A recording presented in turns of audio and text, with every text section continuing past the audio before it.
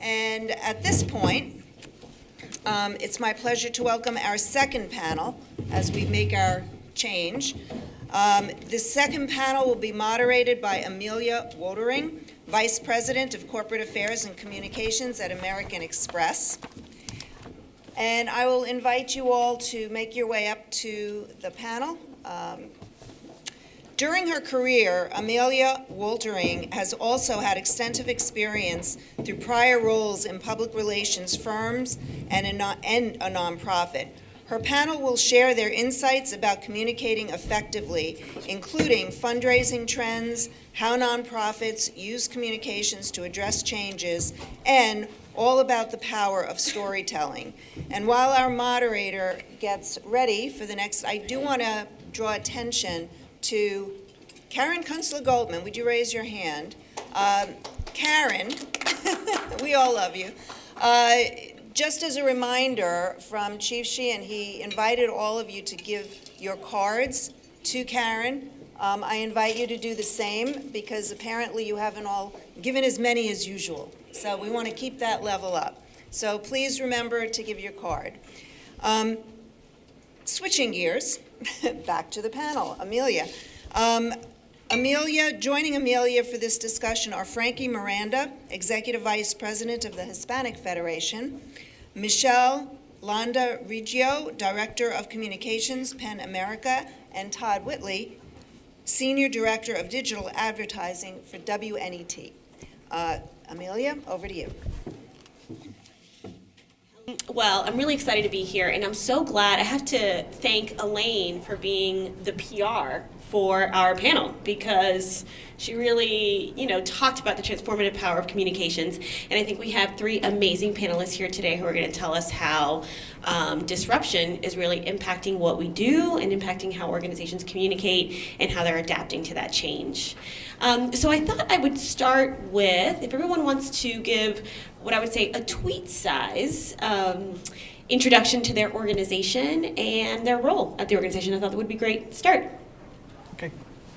Hi, I'm Frankie Miranda. I'm the Executive Vice President of the Hispanic Federation. The Hispanic Federation is we are going to be now almost 30 years organization that was founded in 1990. We mostly focus on providing technical assistance and grants to Latino direct service providers. Hi, I'm Michelle Riggio, and I'm with PEN America, the Director of Communications for the organization. PEN America is a free expression advocacy organization, so we advocate for the freedom to write, whether that be journalistic writing or literary writing. And as part of that, an important part of our mission is the celebration of literature, which we see as an essential form of free expression. And so our mission spans everywhere from lobbying on behalf of imprisoned writers who are in jail for what they've chosen to report on, or celebrating literature that really brings diverse perspectives to the table and allows people to have an exchange of ideas that they might not otherwise have if they didn't read. Hi, I'm Todd Whitley. I'm Senior Director of Digital Fundraising at WNET. WNET is Channel 13, WLIW 21, and NJTV, the largest content producer and most watched enterprise in PBS. Thank you, everyone. So today we're talking about how communication is impacted by change, how communication can drive change, and so much of what we do is about storytelling. So I thought I would start with just a quick icebreaker question to help us all get to know one another a little bit. What is each of your, the most transformative book or story that you've ever read that really changed you? Okay.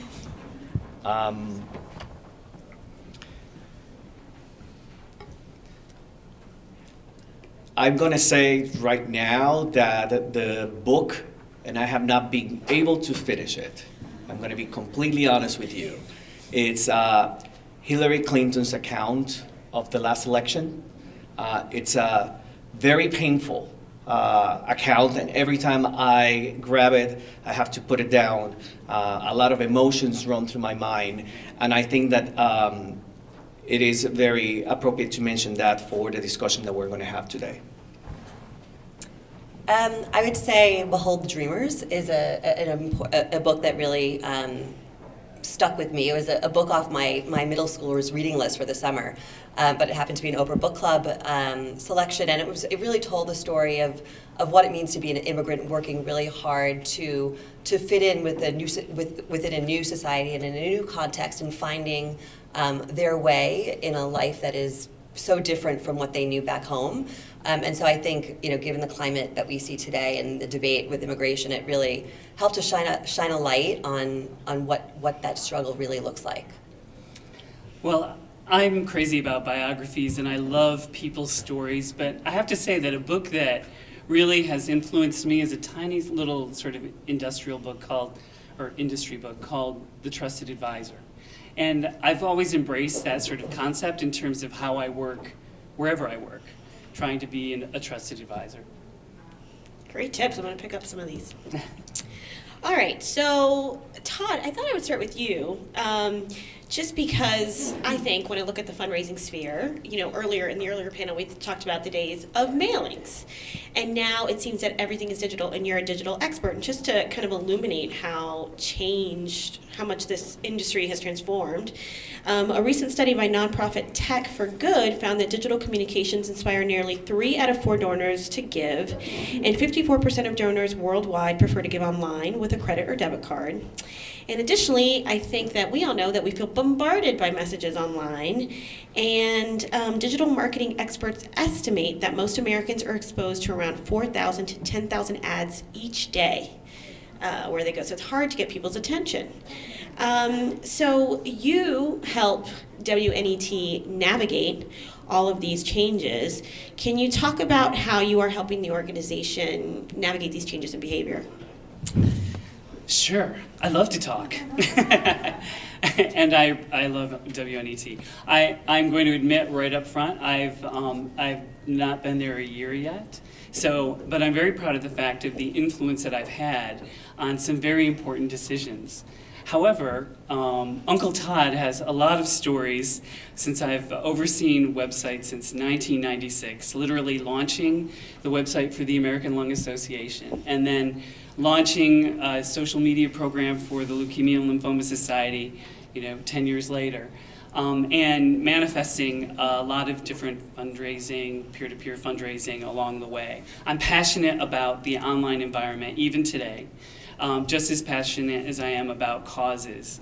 I think that I'm going to share a founding story about my sort of relationship with the Better Business Bureau and the Charity Accreditation Program. Now this is, it sounds like an outright plug, but I have to admit that I have embraced this concept early on. When I started online, I literally was a writer. I wrote the content for the American Lung Association and somehow got pulled into overseeing their website. And I was like, oh my God, I don't even know anything about this. Slowly then I found myself learning programming and getting all excited about all the different opportunities online. But it's even in the early days, it was clear it was a very reactive environment. And I just thought, wow, I've got to get a handle on this because, people are just slamming you every day with, requests. That was before there was a lot of behavioral activity online. That was before the multitudinous platforms that people are surfing today. So I realized, I think early on insightfully, that I needed some sort of training or education in strategy. And that, so today I'm going to talk grossly about strategy, and then I'm going to try to be very operationally specific. So hopefully everyone walks away with something.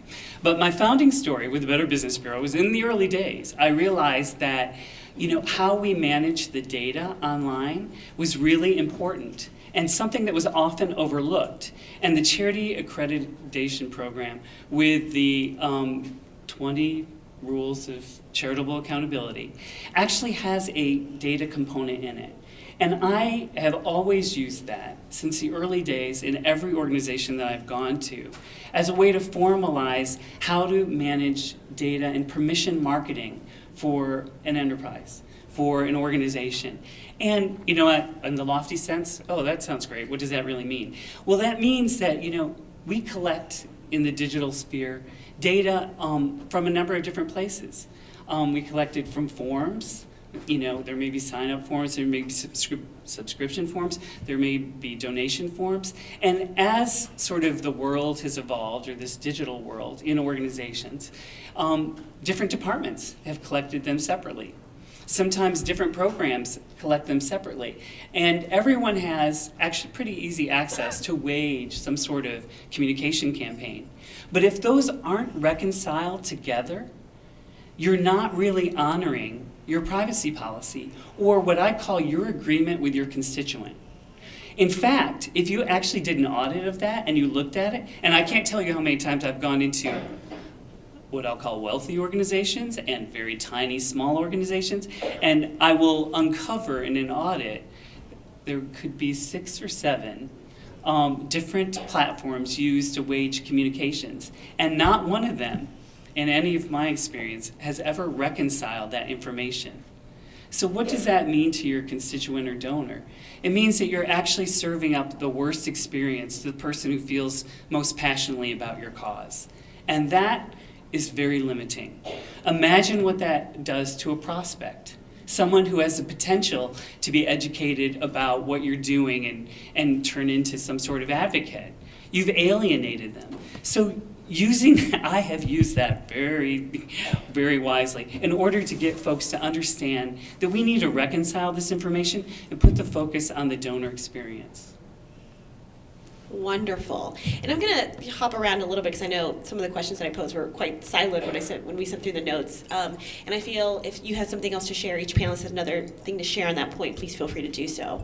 So I'm going to turn over to Michelle because as Todd clearly identified, the way people act on information is changing, but the climate, not only just in terms of the amount of messages, has really changed. We are highly polarized, as some of the other panels also talked about. The ideological gap between our two dominant political parties has widened in recent decades. Media outlets are more numerous, diverse, and politicized. And additionally, in my own view on things, is that we've become a nation of ors. We are red or blue, we are rural or urban, we are coast or heartland. And Penn has navigated these waters recently and throughout the past 2 years and kind of changed going from more of an international focus to a national focus. So Michelle, I'm wondering if you can talk about how you guys have navigated that change in this highly polarized environment. Sure. So historically, as Amelia had mentioned, we had been an organization that focused on international advocacy because that's where we were seeing the most threat to free expression. But since 2017, there's been we all know that there's been a big shift in our socio-political climate, and we saw the need to really turn domestically to think about how we can strengthen the supporters and the advocates of free expression here at home, and at the same time continue our work abroad. So we introduced a new initiative called Penn Across America. So essentially taking what was seen as a very coastal organization. We have a large presence in New York. We actually unified with our office in LA. But taking a more strategic approach to creating a presence and mobilizing constituents throughout America. And so now we have representation in 33 cities. We're part of festivals throughout the country.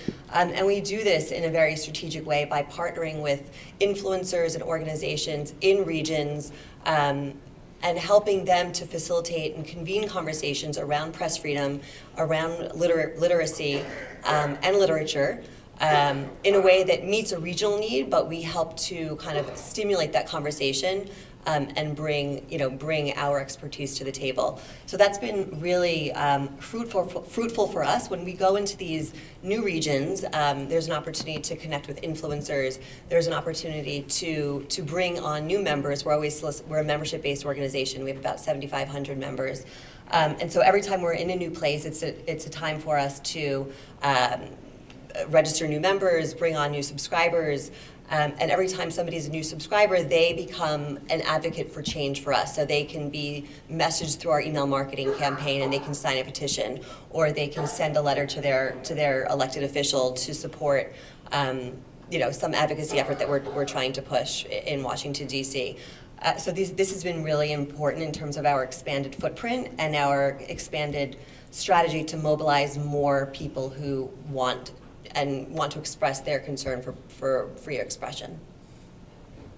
And we'll come back to influencers in a moment, but Frankie, I thought when we talk about change and we talk about disruption and we talk about crisis, your organization, crisis can be and change can be a challenge, but it can also be a big opportunity.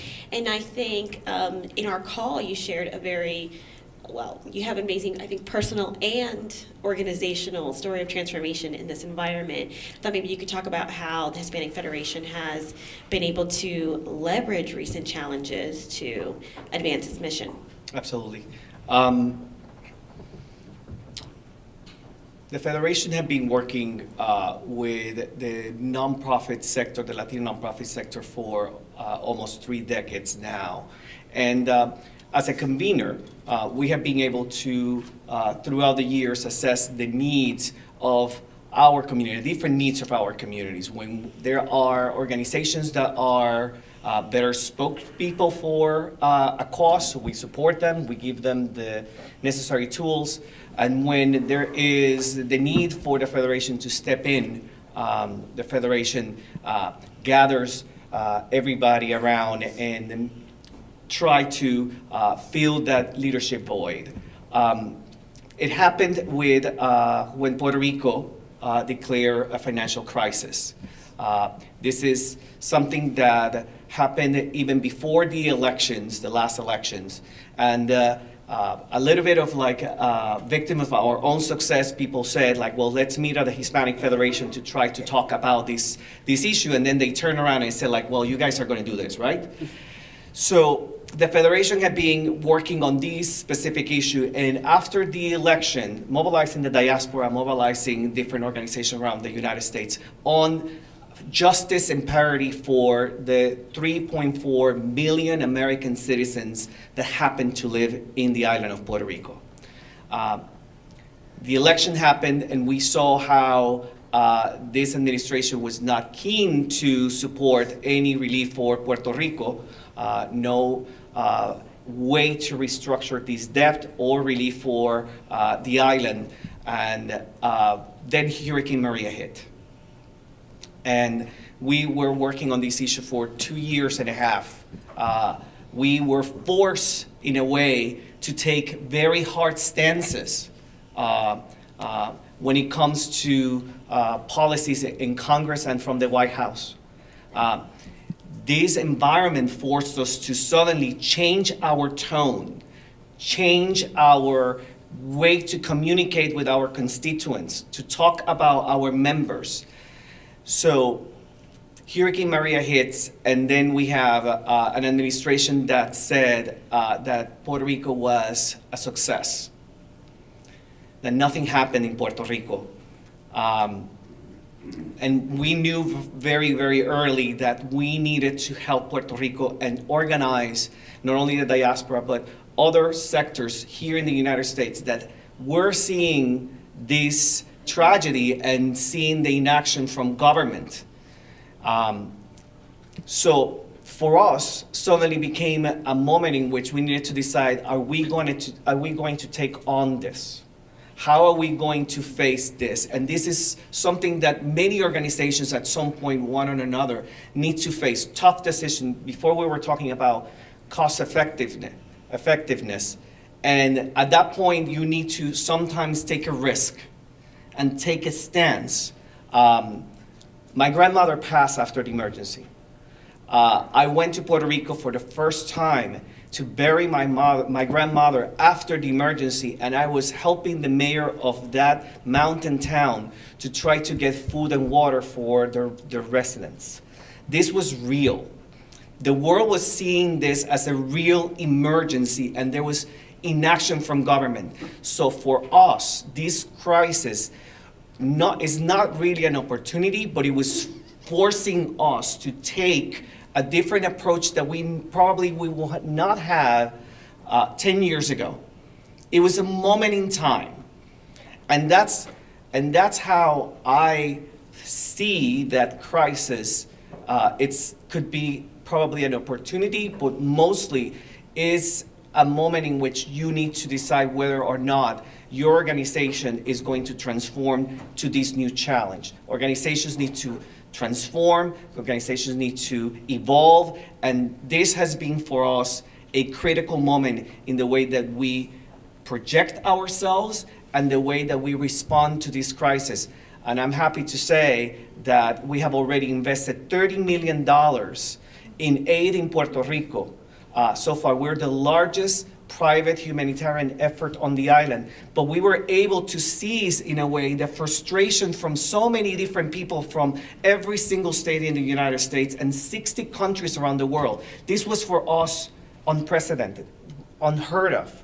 At the beginning, we were completely shocked to see the reaction from people, but I feel that since we were so authentic on the positions and the way that we were reacting, and it was not just that day we decided to become a relief effort agency. We have been doing this for a long, long time, but it probably was the way that we frame our messaging in getting justice for Puerto Rico. Lovely. And a great story. Thank you for sharing, and also the personal part of your story. Appreciate that. So when you talk about authenticity, and it's interesting because here we are, we're sitting at a table, so start with trust, right? Todd, you talked about trust in the online world. You talk about building that relationship through trust through these new communities that you're going through, and also, talking about being in a highly polarized environment. We're in a world of fake news today. Who can you trust to tell you the truth? So if you guys could each, from your own perspective, talk about how important that building of trust has been to your organization. You talked about some of the strategies that you employed, but maybe you guys can talk about a little bit about how you go about building trust, especially with new constituencies, new donors online, what have you. Yeah, I think it's, trust, transparency, especially when you think of digital, it's really the same thing. I've always felt, it's okay if you, for instance, sell a direct mail list. Just let people know. It's okay if you, may be partnering with an organization. Just be clear about how you're managing that contact information. So just to be entirely upfront about that, through sort of the user experience, if I talk about digital, is really important. But I also think that when it comes to social media, and this is the difference between people who are successful in social media and people who aren't, if I might say, is that sort of facing the hard questions that come up and not necessarily trying to bury them. So, again, I guess a level of transparency. But, and I haven't, Uncle Todd has another story. So there was I worked at one organization, and the new CEO wanted to make a big splash. He decided to be the face of a fundraising campaign. And this was a big organization, and he was quite exposed in doing so. I thought it was very daring and brave of him, especially since it's had a real social media sort of push to it. Well, as things went out, everything was going along great, and then all of a sudden one day, this was while we were building our engaged online community, all of a sudden one day, some negative folks started chiming in about the 990s and how much the CEO made. And I thought, oh boy, so what are we going to do? Scrambling. Even in my best self, I was thinking, perhaps I could convince a board member to say something nice, But, we had some statements that acknowledged that absolutely, the 990s are in fact true. And this is how much revenue he's responsible for managing, and this is our goal moving ahead. And soon after that, though, the community, the online community, really picked up from that, and they said, "Listen, this isn't just a nonprofit. This is like a for-profit business. He's a CEO of, imagine a business that would be this big, And they came to his defense, and so that's how sort of facilitating a trustworthy conversation, if you will, being transparent about it, actually can ultimately work to your benefit. And I think, there's more of that available, or, certainly you're exposed to that in social media. But I think there's a big difference between the people who, or the organizations that face it head on, and those that try to avoid it or shirk it or step back. I would say, when you're trying to build trust with your constituency, it's how you tell your story and how do you message the story in a way that meets the need of your constituency, whether that be a donor, whether that be a member, whether that be somebody who's attended an event or signed a petition. They want to know that the organization that they have supported in any way that they've chosen is impactful.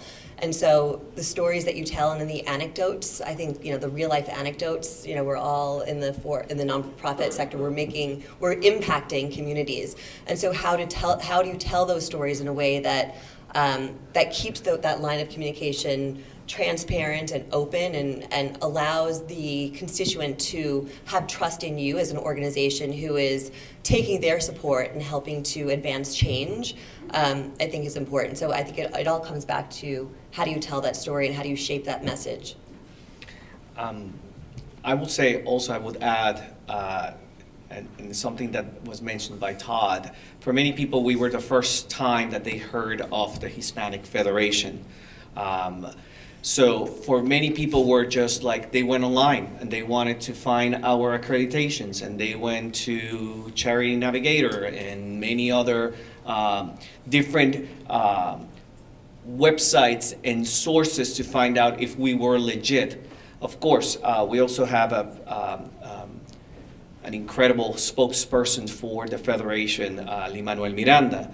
But at the same time, people really wanted to check you out, and they will do extensive searches. So sometimes people find it's just like, well, do I need to please a specific rating agency or participate in these different events? It is important. It is important. People were looking, what was our rating with the Better Business Bureau? And they were looking at other sources. So it is that part of the exercise of transparency, and the messaging is also being able to be active in your community and be able to show that there are some metrics to what you do. Great, and I'm just reading through the questions here and a little bit of inspiration. Also, you're talking about Lin-Manuel, and you've spoken about influencers as well.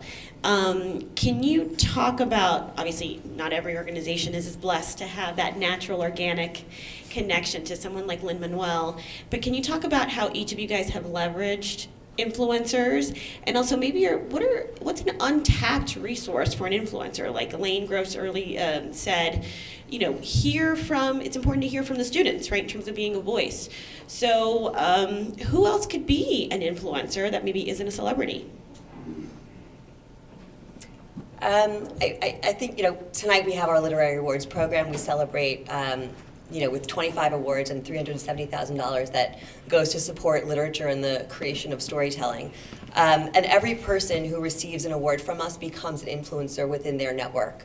And how do we use them throughout the year and leverage their connection with us and their affinity with us as an organization that's endorsed and celebrated their work to be an advocate for our message. And each of those honorees will have networks, will have a social media, has a social media presence, and has a story to tell that connects them to PEN America. And so throughout the year, we stay in touch with them. We connect with them through events, through local, regional events, which I had mentioned before, through PEN Across America, through our year-end appeal. Many of those people who are signing our appeal letters. So we keep kind of a sustained relationship with those people because we know that they're influential each in their own spheres. Jennifer Egan, the Pulitzer Prize-winning novelist, is our president, and she's been a huge influencer, I think, especially within the literary community. Because we've really focused inwardly, domestically, around free expression issues because of the social, political climate.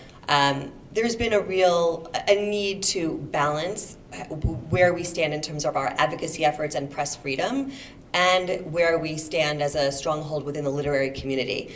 And she's been a very strong advocate to make sure that we sustain that presence and engage the literary community in a way that we've done for almost 100 years. We're 2022, we're going to be 100 years old.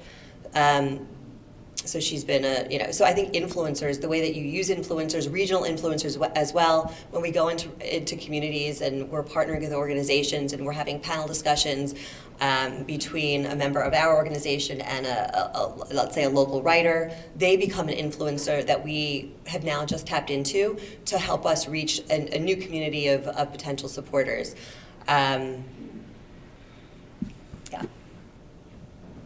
And Frankie, any tips from you about how to work with celebrities? If you are lucky to have a celebrity influencer that's really passionate about your cause, how do you work with them in a way that's effective for your organization? Well,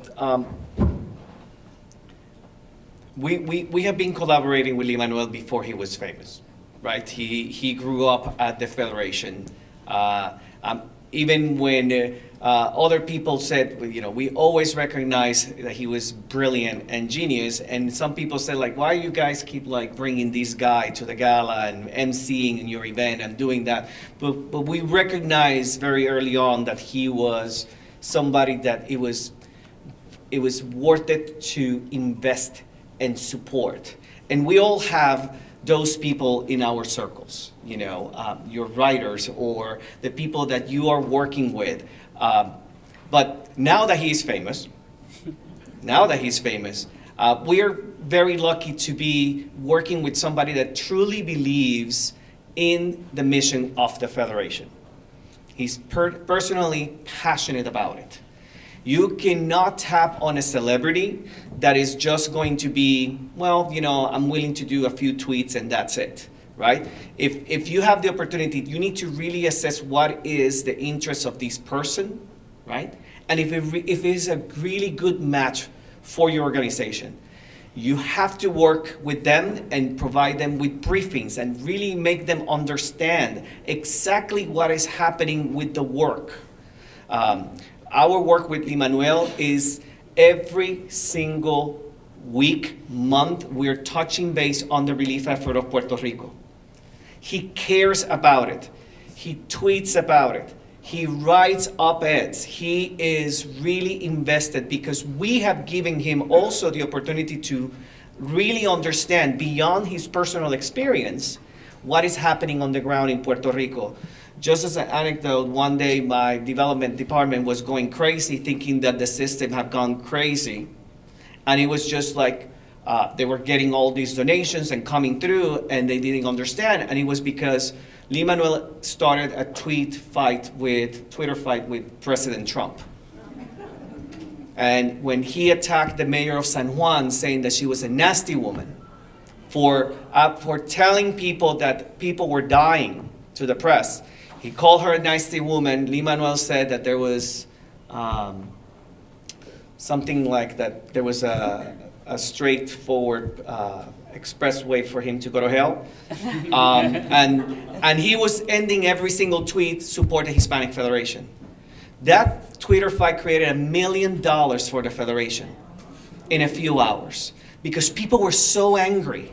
People were so angry and they wanted to put their anger into something.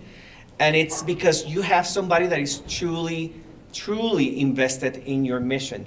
You were talking about your CEO that it's invested, really invested in. You have to tap into people. There's going to be the opportunity of somebody that is going to go to your event and he will do something that night and it's goodbye and you're going to have that some sort of association. But if you really find somebody that is willing to listen and to learn and to dedicate the time, you have to invest time with that person. That person needs to understand and feel that it's an expert on what is your mission and your work. Otherwise, it's just, if people will understand that it's unauthentic. If I can just add, so when it comes to influencers, I think it's so important to create multiple touch points for that person to intervene and to advocate on behalf of your mission. I think about Margaret Atwood, celebrity writer, Handmaid's Tale. She's been to several of our galas. She's a huge free expression advocate. She's written articles penned by her, but with her as a supporter of PEN America for major literary publications, The Guardian, Literary Hub. She sent a tweet out for advocating for the release of Oleg Sentsov, who's an imprisoned writer in Russia, and that's gone viral. And that's happened before. Same thing with Stephen King. He was an honoree at our last gala, and he connected with one of our cases, a case of two journalists, Reuters journalists, who are in prison in Myanmar. And he tweeted about it, and it went viral. So how do you create multiple touch points for influencers to feel truly engaged with your mission and your work, and then they become a mouthpiece for the greater mission? And I'll chime in. Of course, online influencers, there are tactically things that are very clear that you can do in making your pages shareable, making the confirmation of donations, shareable in social media. Actually, though, considering a communication track for influencers, identifying those people who are commenting a lot, who are liking and sharing your posts. Sometimes they're silent people. Very often they're not celebrities. And their collective influence is huge. Their networks, it was one of my founding lessons from working with the Leukemia and Lymphoma Society, is the power of the average person to raise a lot of money. Mm-hmm. It's not your net worth that's as important in terms of influencers as your ability to generate a lot of passion around a cause in your network. And that's the promise or the potential online. Wonderful. Lots of questions coming in about online. So let's park it in online world for a second.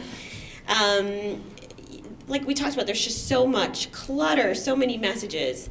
How do you guys create very clear, crisp campaigns that, again, cut through the clutter and get donors or just advocates really excited about your organizations?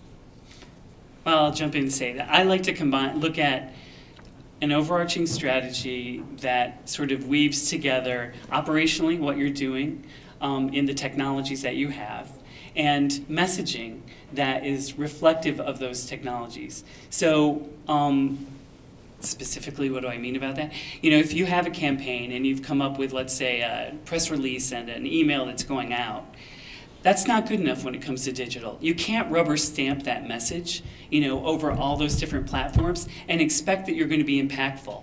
The best thing that you can do is sort of take that message and build stories through all those channels for all of those constituents. It's an opportunity to, I guess, show some of the nuances of your cause and actually sort of engage a dialogue. And I think that's really important, or an easy way. Anyone, any organization, no matter what your size, can actually approach your work this way and have an impact. For us, it's a little bit complicated because we are a complex organization. We are a technical assistance provider. We are a grant maker. We have direct service. We have relief efforts. So depending on what we want to accomplish, sometimes it's a little bit tricky. Sometimes I wish when I'm trying to put together messaging with my team that it's just like, we just sell pencils and we're just going to talk about pencils and this is going to be the message, constant message.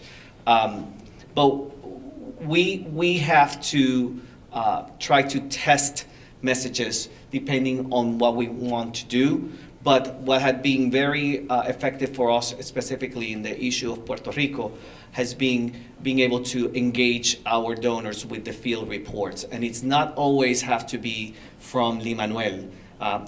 We don't want to overexpose him, or we don't want to be sending messages every week about what he thinks. But we found that people really wanted to hear from our staff and volunteers on the ground. Being able to share the stories of going to help different communities around the island.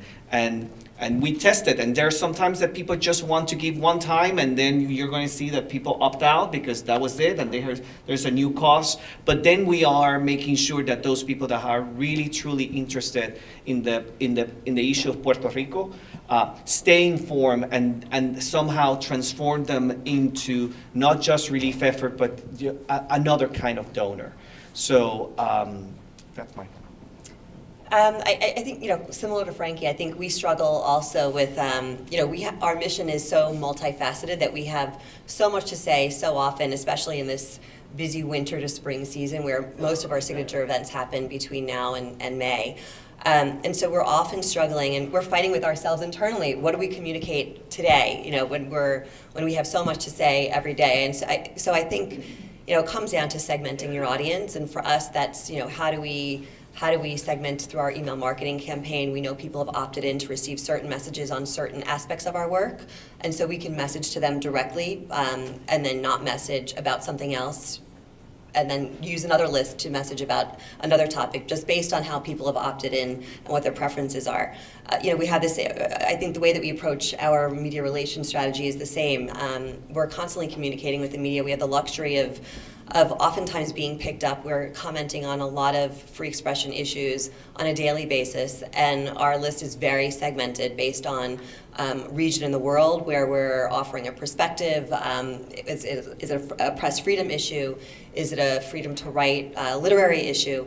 And so I think segmenting has helped us to kind of balance the way that we communicate, because we do often fear that we over inundate audiences, and that's, I think, something that a lot of nonprofits struggle with. And I want to say, not everybody is lucky to have somebody like Todd in their team. I don't want to say that we are perfect. We're far from perfect. It's segmentation. It's hard. You have to constantly be dealing with this large amount of information. We recently sent out a communication and somebody tweeted, "Thank you, Hispanic Federation, for waking me up at 4 a.m. in the morning." It was somebody that was on the West Coast. And, we apologized to that person, but it happens. It happens. And no matter how much you try and the information, how it's collected, and sometimes the donor decides to share certain information and not others, there's going to be moments. I don't want you to feel that we are here telling you what is the perfect way of doing it, because it is an ongoing process. It is an ongoing process. My finance department constantly is just like screaming around because they get these checks from Facebook. Now people are doing all these fundraisers on Facebook, and we need to download. This is the new way of fundraising. People are doing their birthdays, and they're doing all these kind of fundraisers, small fundraisers, but at the end of the day, they add up. So every single time you are dealing with new technology, with new platform, with a new way of collecting information, and it's okay for you to scratch your head and say like, well, this is a work in progress. You don't have to get it right the first time. Great answers. So on that note, just again, looking at the audience, feel free to send in your questions. I feel like I'm on a TV, game show or something. Okay. So there are a number of digital platforms, Twitter, Instagram, you talked about Facebook, Snapchat.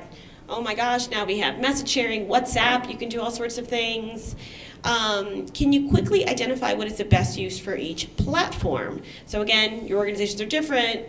Maybe you can talk about some use cases for various platforms and what you have seen has worked well, either in terms of advocacy, talking about your issue, or fundraising. Go ahead. So we've found, we have our strongest presence is on Twitter. We have an Instagram presence and a Facebook presence, about 300,000 followers across all channels. We have found that Instagram has really resonated with the literary community. So when we have an event, especially around a writer or literature, those play out best and have received the strongest engagement on Instagram. When we are communicating more about an advocacy effort, whether it be sign a petition, or a bill has just been introduced, or the travel ban, or whatever it might be, more of a news-centric message, Twitter has been where we have seen the most engagement. Facebook, we primarily focus on Facebook for advertisements if we're promoting a particular event. We also host our event pages on Facebook, which makes it easy for when you're partnering with other organizations. Everybody can co-own an event, and then it's easy to promote that within your networks. So we've really, just in terms of segmenting, we're segmenting even across our social media platforms to determine what we use and when. I'll just chime in that, that's not an uncomplicated question. One way to look at it is, where are all the people? Can I develop a program that makes sense in those environments? What's sustainable for my organization? But I think most importantly, you need to start with a founding understanding of who your constituents are and where they are, and then build from there. There's always, I'm the guy who's going to sit at the table and say, oh, there's always opportunity in a new platform. But not if it's not sustained and supported in some intelligent way. But if you have a sector, whether it's a younger constituency or something that's really passionate on a particular platform, by all means, do what you can to support them. But I think it's more going back to, if you're going to be strategic, understanding a little bit more about your constituents and your relevancy in those platforms. And sometimes that involves a little market research that you can either do in-house or out-of-house, and building from there. That's starting your testing and messaging strategy from insights you gain from that market research in order to expand. For us, very quickly, young audiences, Instagram, policy on Twitter. People just want to hear about our policy positions on Twitter. They don't care about anything else, at least the people that follow us. And Facebook, as you said, when it's targeted messages on a specific region and Facebook have proven to be a very efficient fundraiser for us. The people that follow us want to fundraise on Twitter, on Facebook. We have not been at the cutting edge of every time there is a new platform, we're going to adopt it. We have been more traditional in that sense. And the thing that we have always tried to do is that we don't want to think that we're newsmakers. I think I have seen other organizations making the mistake of trying to be on breaking news cycle, and I have seen people in meetings, very important meetings, just with their heads down trying to tweet everything that is happening at the moment. We don't want to be a news agency. We want to be able for people to understand where we stand on important issues.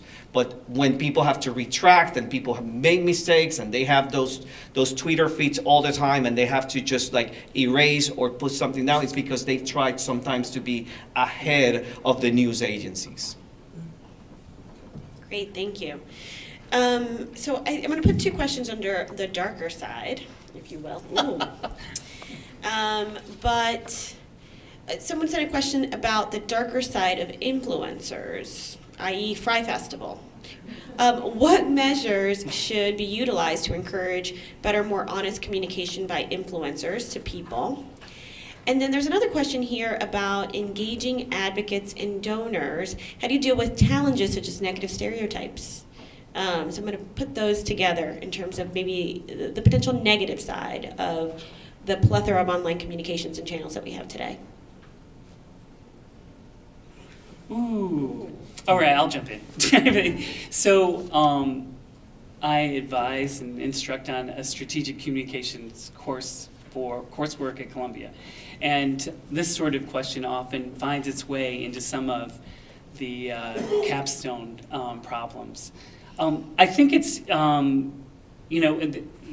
when I go back and I talked about transparency in terms of messaging, but also understanding what your product is. And I think one of the things that we have the benefit of is, at this table, working for fantastic causes and finding ways to tell and expand that story and building out from there.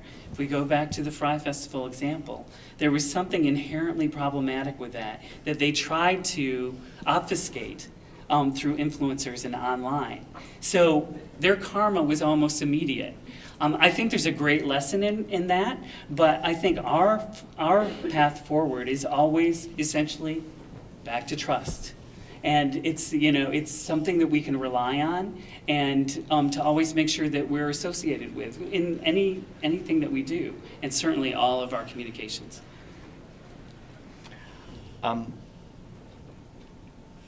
I think that staying honest and trust and it is key. I'm more concerned about people that just spend their time trying to attack people just because, you know, the internet trolls and everything. And we had a lot of people basically saying like, well, we don't understand where all this money goes, or trying to have that, trying to trigger in the organization some sort of like reaction to very, you know,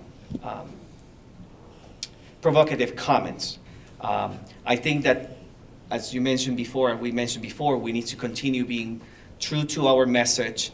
If there is real concerns, to respond, but I don't think that every single comment or attack is worth a response, right? And continuing making sure that if you're going to have people that are going to be spokespeople for the organization, that they really understand what you're doing, and in that way, whatever that person decides to do or say that is not related to the organization, that in that way there's some sort of like, you know, protection for the organization. Great.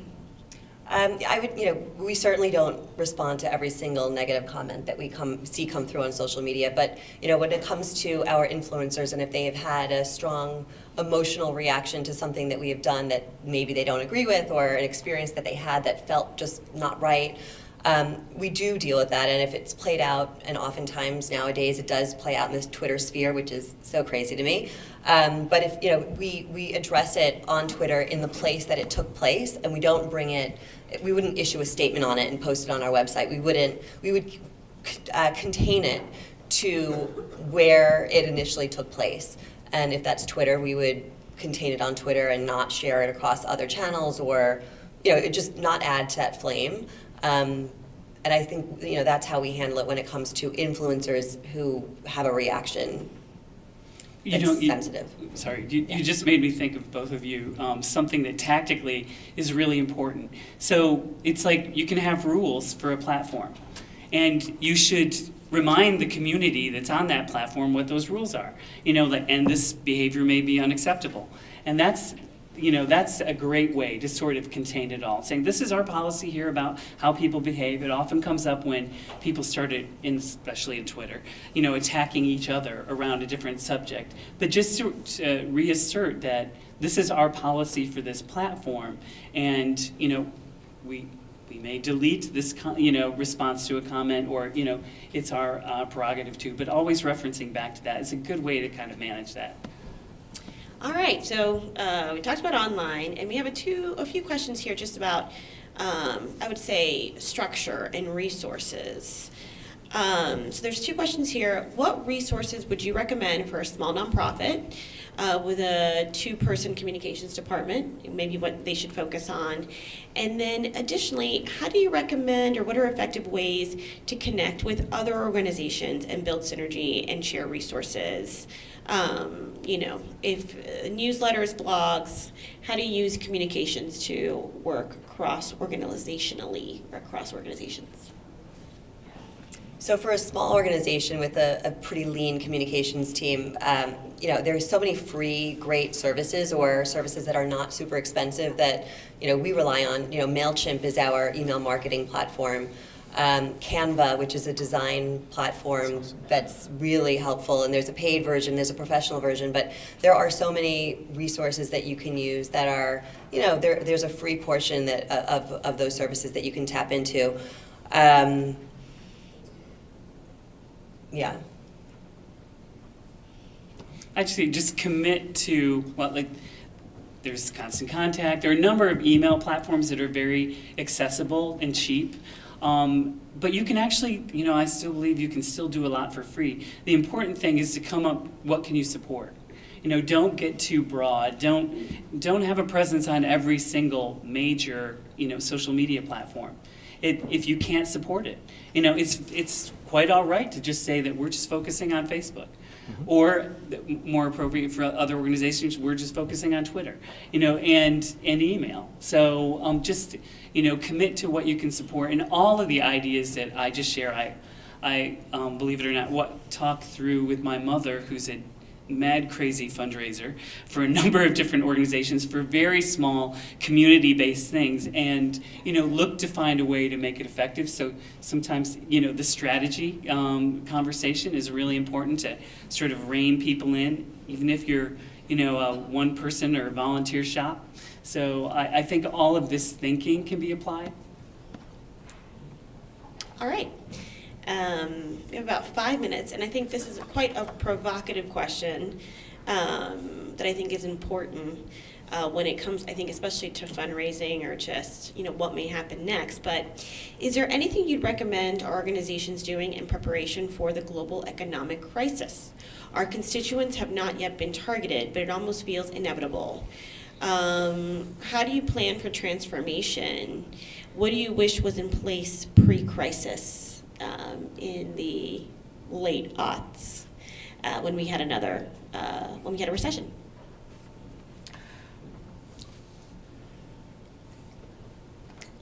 We are in a privileged, we have a privileged vantage point because we have more than 100 member agencies, and we have a robust corporate board.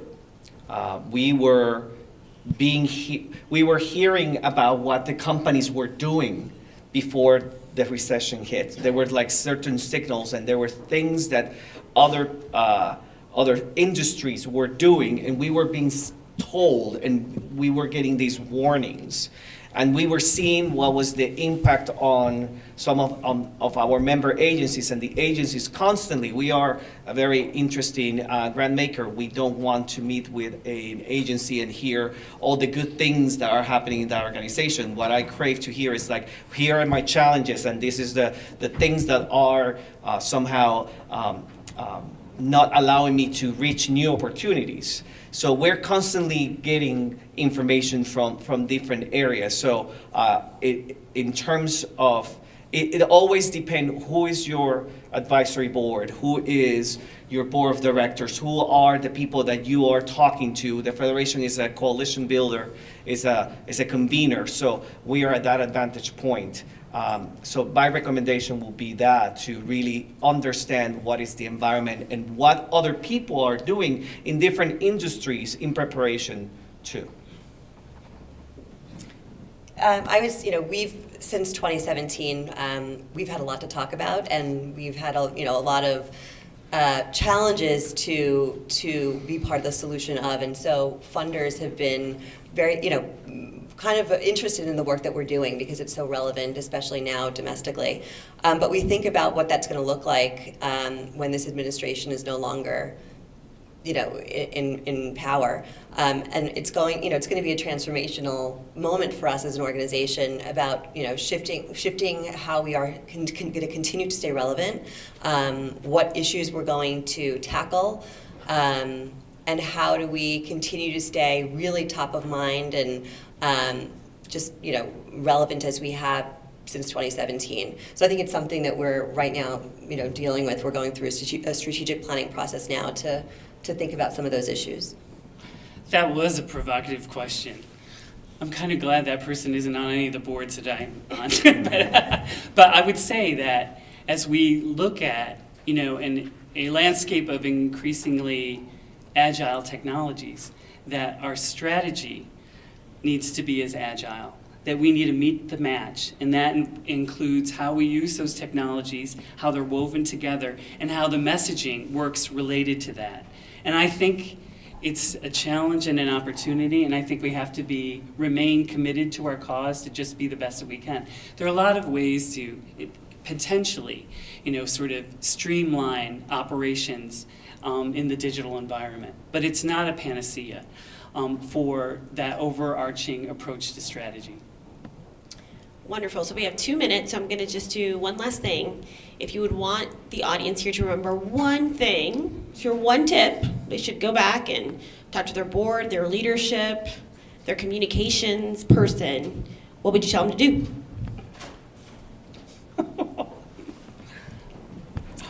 I would say, just consider your unique value proposition. What makes you as an organization different? I think every brand needs to do that. But what makes you different? What makes you more valuable and more interesting to a funder, to a member, to a customer? And how can you talk about that in a way that reels that person in? And it's really about what you're doing that nobody else is doing, and I think we should all think about that. I think that the environment require brave organizations. You have to be brave. This is a time and this is a unique moment. You need to take a stance. I'll say, look at your privacy policy and ask someone to do an audit to see where your data is being collected and how you're honoring that. Wonderful. Thank you so much. I learned so much from this panel. I'm just so impressed by each and every one of you.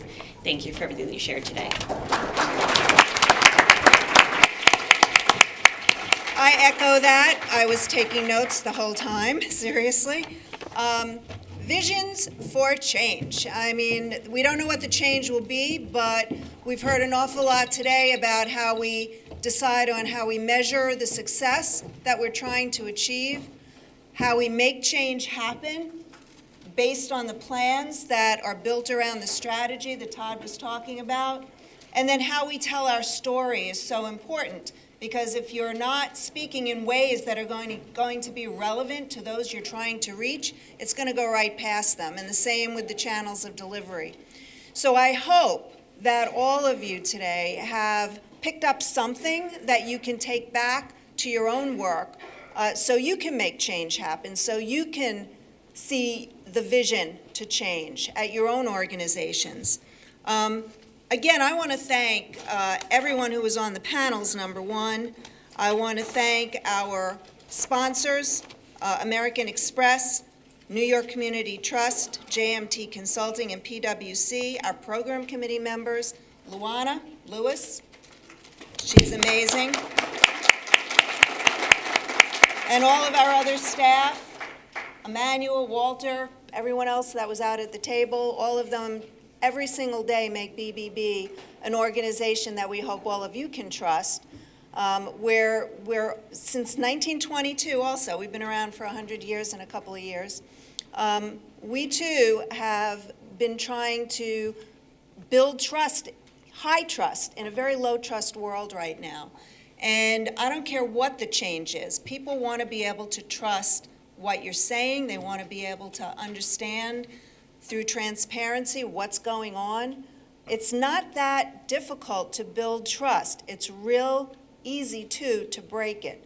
So we hope that through the standards, through the Wise Giving Alliance's standards that we embrace, through the Better Business Bureau side, which looks at the standards for businesses, that all of you can be advocates for starting with trust as well. I want to draw your attention to a couple other programs that are going on.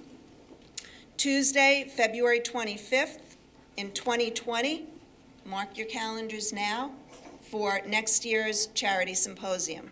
So we're planning ahead. And also on March 26th, we have a workshop titled Red Flags for Nonprofit Leaders.